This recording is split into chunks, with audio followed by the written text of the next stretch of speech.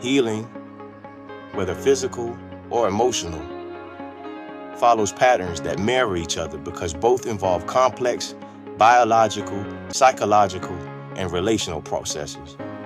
Understanding these parallels can help normalize emotional healing and make it easier to trust the process. Response to initial injury. When the body experiences a physical injury, like a cut or a broken bone, it immediately initiates an acute response. Bleeding, inflammation, and pain. These are protective reactions, signaling that damage has occurred and activated the body's internal repair systems.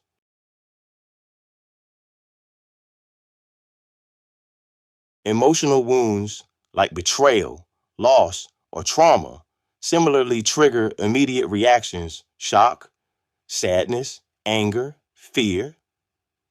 Just like physical pain signals a need for care, emotional pain signals that something vital to well-being has been harmed. Both types of pain act as alarms.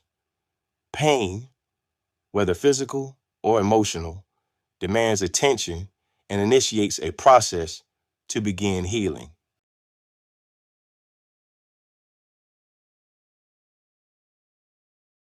Inflammation and swelling versus emotional turmoil. After injury, inflammation floods the wounded area with blood and immune cells to start cleaning out damaged tissue and prevent infection.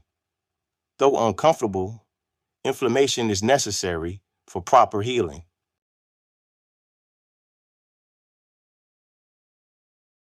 Emotionally, after an injury, like loss or betrayal, individuals often experience a period of emotional inflammation, overwhelming emotions, heightened sensitivity, and cognitive disruption.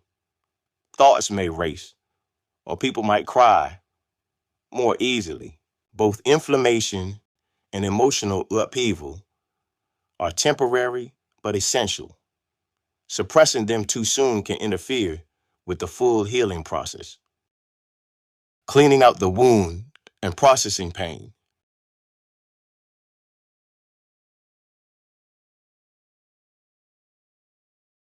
The body sends in white blood cells to remove debris and dead tissue.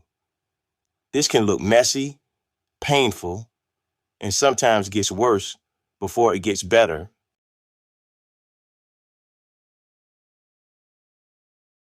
Emotionally, healing requires processing, feeling grief, anger, and sadness fully, talking about the pain, journaling, crying, and reflecting are ways the mind and heart clear out damaged emotional tissue.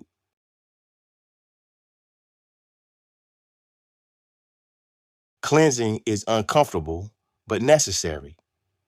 Just as a wound must be cleaned to avoid infection, emotions must be acknowledged and processed to prevent long-term emotional scarring like chronic depression or anxiety.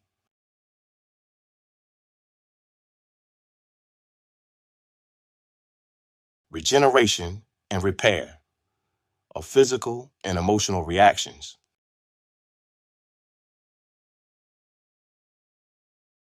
Once the wound is clean, the body begins rebuilding tissue. New cells regenerate, scars form, and strength gradually returns.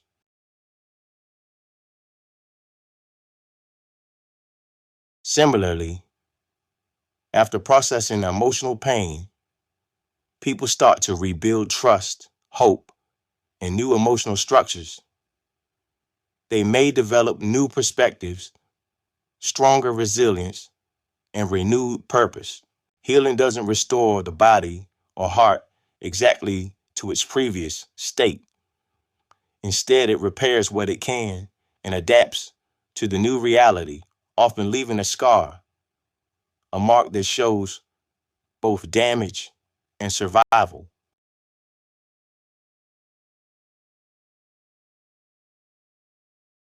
scar tissue, and memory. Scar tissue is tougher and less flexible than original tissue. It is a reminder of past injury, but also a sign of successful healing. Emotional scars, memories, changed behaviors, new boundaries are similar. They don't mean a person is broken. They signify growth, wisdom, and resilience. Healing leaves traces, but these traces often make the person or the body stronger, more aware, and better prepared for the future. Factors that aid or hinder healing. Physical versus emotional. You will notice that the negative impact on the healing process is the exact same for both.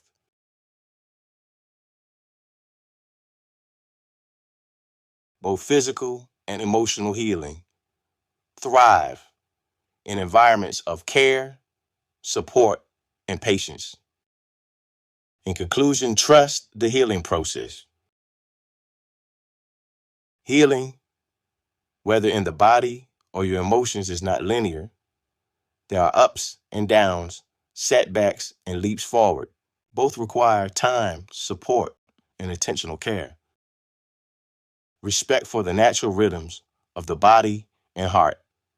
The key is not to expect instant restoration, but to trust that the internal systems of repair are already at work, and with support, they will lead toward wholeness.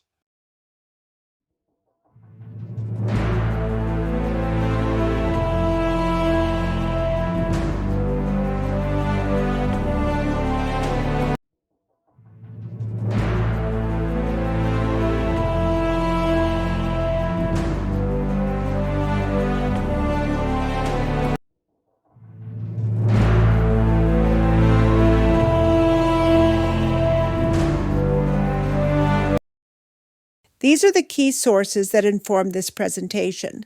They represent research from psychology, theology, and cultural studies.